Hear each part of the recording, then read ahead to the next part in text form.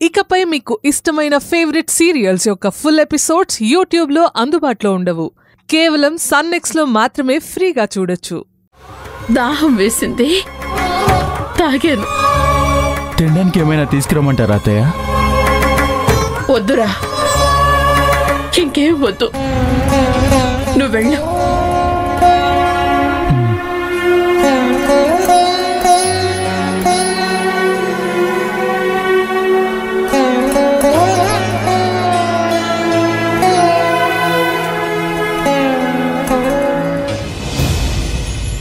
విశ్వ, చాలా థ్యాంక్స్ రా. మేము చేయలేని పని నువ్వు చేసావు. నేను కూడా విశ్వ మీద అమ్మ కోప్పడుతుందేమోనని చాలా టెన్షన్ పడ్డానన్నయ్యా. విశ్వ, నువ్వు సూపర్ రా. అత్తయ్య ఇప్పుడిప్పుడే కూల్ అవుతున్నారు. మనం డిస్టర్బ్ చేయకపోవడమే మంచిది. పదండి.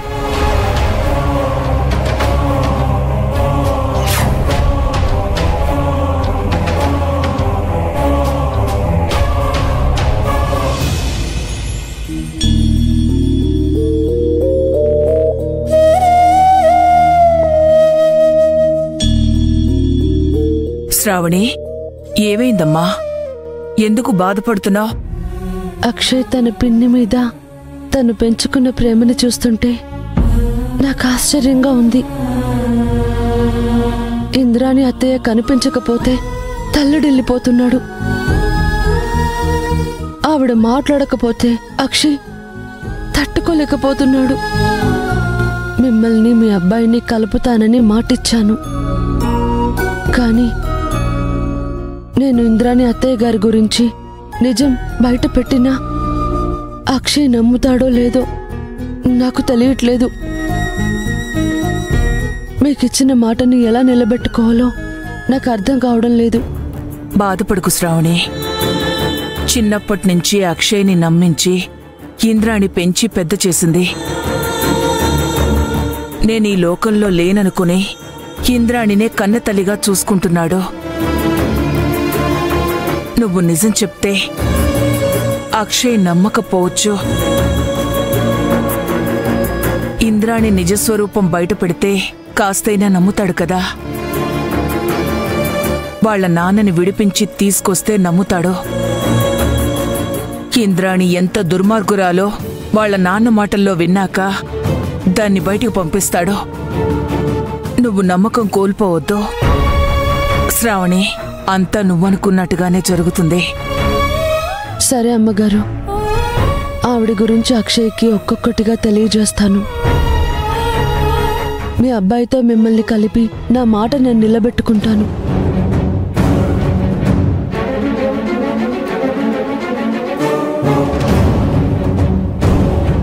ఇప్పుడు ఇంద్రాణిని నువ్వొక్కదానివే ఎదిరించగలవు శ్రావణి.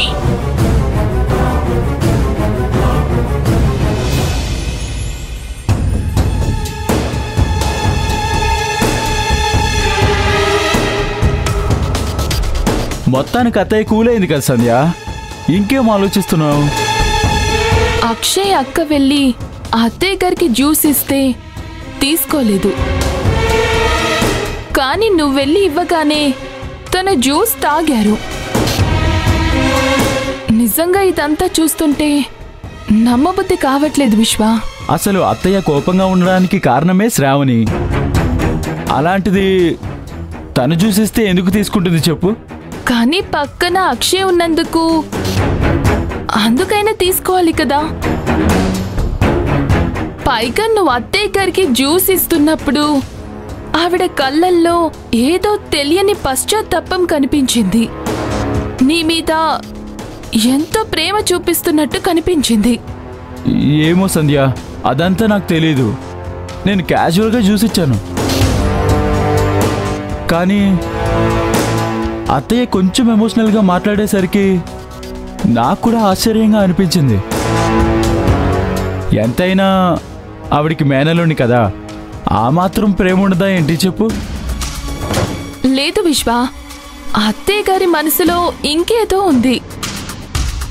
అనవసరంగా నువ్వేదేదో ఊహించుకుంటున్నావు. అలాంటిదేం ఉండదు. ఇప్పుడు మనం ఆలోచించాల్సింది నగల గురించి.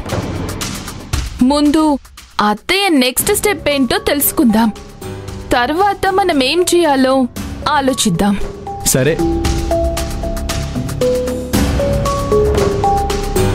అత్తయ్య పర్సనల్ లైఫ్లో నాకు తెలియని విషయం ఇంకేదో ఉంది. అదేంటో తెలుసుకోవాలి.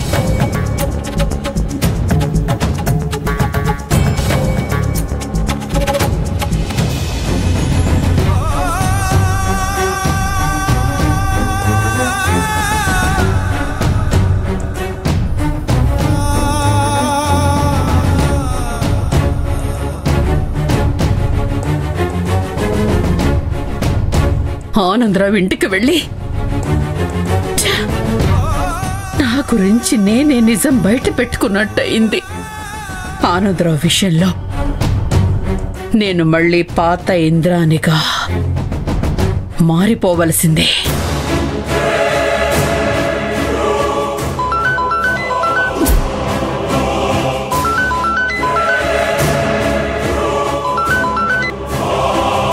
హలో మేడం, నేను రఘుని మాట్లాడుతున్నాను. ఏంటో చెప్పు. ఆ ఆనందరావు గారు నాకు ఫోన్ చేసి 25 ఏళ్ల క్రితం బొబ్బర్లంకలో ఏం జరిగిందోనని మీ గురించి పూర్తిగా కనుక్కొని రమ్మని నాకు చెప్పాడు మేడం. నేను మీ మనిషినని ఆ ఆనందరావు గారికి తెలియక చెప్పినట్టున్నాడు మేడం. రే రఘు, నువ్వు కూడా ఆనందరావుతో అలాగే ఉండు. మిగతా అదంతా నేను చూసుకుంటాను. సరే మేడం.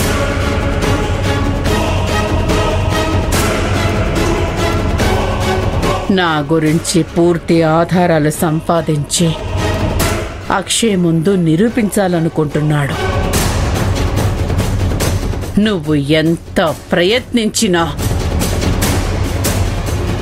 ఏ ప్రూఫ్స్ నీకు దొరకకుండా చేస్తా.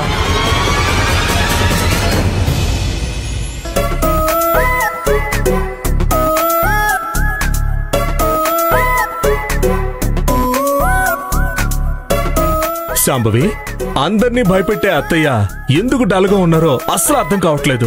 ఆఖరికి ప్రాణంగా చూసుకునే అక్షయ్తో కూడా మాట్లాడట్లేదు. ఏమైంటుందంటావు? నాకు తెలియదండి. అత్తయ్య ముందుకెళ్ళి అడగాలంటే భయంగా ఉంది.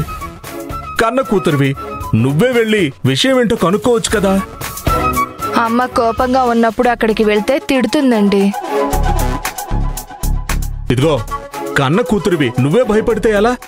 పాపం అత్తయ్య గారు ఎందుకు డాలుగున్నారో కనుక్కో శాంభవి. ఏమండి, నేను వెళ్ళనంటే వెళ్ళను. తెలుసుకోవాలని అంత కోరికగా ఉంటే మీరే వెళ్ళి అడగండి. అమ్మో, కోపంలో ఉన్నప్పుడు అత్తయ్య దగ్గరికి వెళ్ళడం అంటే పులి నోట్లో తల పెట్టినట్టే. నాకెందుకు అంత రిస్క్?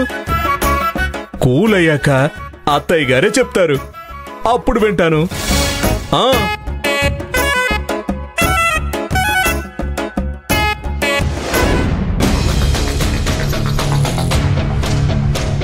అత్తయ్యకి నువ్వు జ్యూస్ ఇచ్చావు కదా, పొద్దున అత్తయ్య ఎక్కడికి వెళ్ళిందో ఏంటో కనుక్కున్నావా?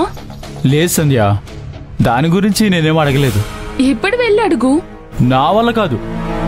అప్పుడేదో మీరంతా ఫోర్స్ చేసినందుకు జ్యూస్ ఇచ్చాను గాని మళ్ళీ అత్తయ్య ముందుకి వెళ్ళలేను సంధ్య. విశ్వ, పొద్దున అత్తయ్య ఎక్కడికి వెళ్లారో మనకు తెలియాలి.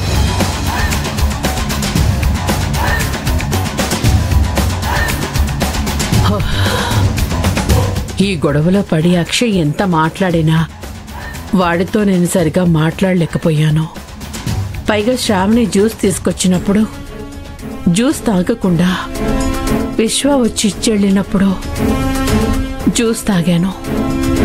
అక్షయ్కి నా మీద ఏమైనా డౌట్ వచ్చుంటుందేమో. వెంటనే వాడితో మాట్లాడాలి.